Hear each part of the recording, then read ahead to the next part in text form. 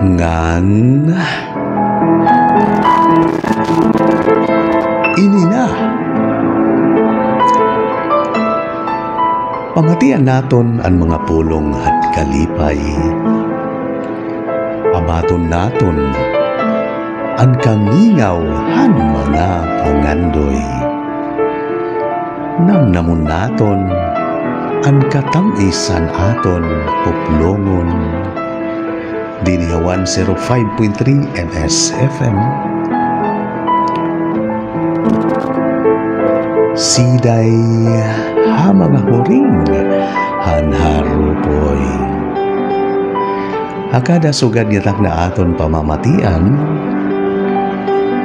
ang mga siday nga iyo hinimuan.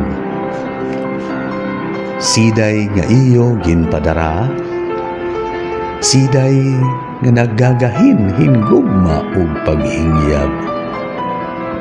Siday nga ginhuhuring hanharopoy, dinhihini nga bahin na naton programa. Siday ha mga huring hanharopoy.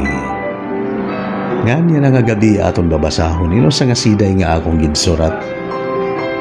Nung kikinitaan ko kasi ditong kabubkiran han pagrangrang han mga kugon pagbukad diya.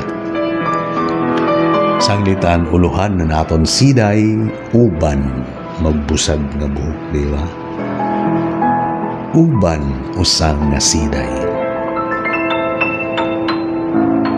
Sinmiplat ak han kugon nga naparayaw han panmarungpong han iya uban mabusag daw nan sasasrayaw nga mga balud hakalalawdan. Kaupay kong takdakpon ngan hipuson nga taming ug saot, agod gamiton pagpuypoy hinin mga kasakit nga makaharadlok o danay makatatawa. Kundi puno naman god inindughan, hinkabaraka o kakulba. Sanglitwaray ko may himo, nga diri magpirit nga magbanggi, biski usala nimo nga uban. Nanumdum ba kamo hadto naton kinabatanon? Kun ini imo bangaon ngan tigda butongon, ini magkakapwad makita kahan Manila. Kundi iba ini yana, sanglit pasaylua ako. Anim mga uban hihinay-hinayon ko, pagbukiki ug tatag usahon nga ipapahanoy, hahangin upod an pagampo nga diri na otro dumuroy, inin otro nga darahig han kasakit.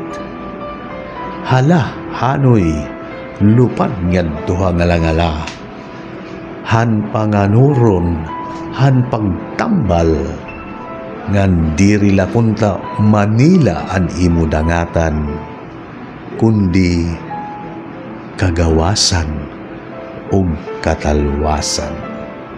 Uban usa nga siday nga ako ninimuan nga naton ginbasa para iyo, dinhihini nga bahin na naton programa. Siday ha mga huring hanaropoy. Hirik ka ba? Ijay nahinto, nagkalakat kita kapingan bulan, nagsasakay